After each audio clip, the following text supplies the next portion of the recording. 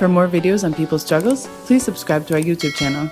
We begin tonight with breaking news following multiple new wildfires. A record heat wave is fueling devastating wildfires across much of the southern Mediterranean and eastern Europe. The wildfire emergency, California's Dixie Fire exploding again overnight. The Caldor fire has been raging in California for over a week and has burned more than 120,000 acres.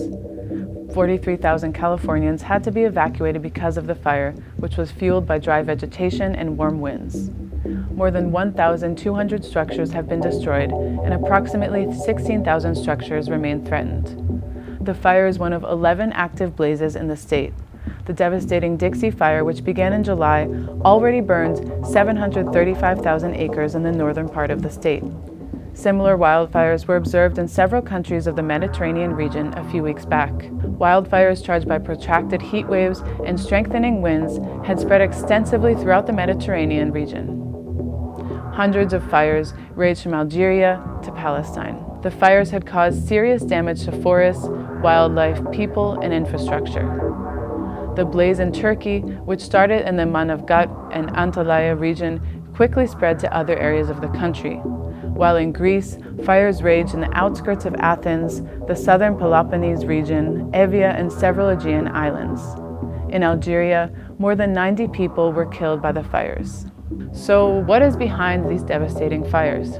Extreme weather conditions characterized by a historic rise in temperature and dryness in the region has resulted in the extensive spreading of these type of wildfires. The extent and pace of the current spread is being regarded as the worst in the recent history of the Mediterranean region. Preliminary studies suggest that the drastic changes in climatic patterns have led to this catastrophe across the world. A report prepared by 234 scientists from 66 countries and based on more than 1,000 scientific studies conducted across the world was published by the United Nations Intergovernmental Panel on Climate Change, IPCC, on August 9th.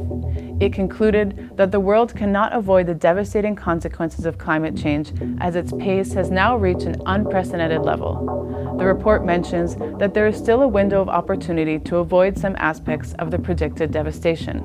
But this will require political will to drive a global collective effort to take immediate actions to cut global emissions. According to the report, the world has already warmed by 1.1 degrees Celsius since the 19th century. Therefore, in spite of any corrective actions now, the existing carbon dioxide and other greenhouse gases will keep warming the Earth for the next 3 decades, even if sharp cuts in global emissions are implemented. This means that natural disasters, excessive rains and flooding in some parts, droughts, heat waves, and wildfires in others will continue. Melting ice in the Arctic and Antarctic regions will continue for at least a century, and sea levels will keep on rising for the next 2,000 years.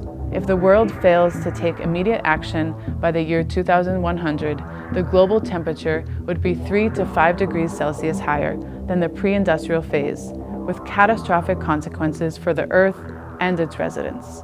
If we take radical measures now and cut global emissions, the rise in the global temperature could be restricted to 1.5 degrees Celsius by 2050 or even below that level.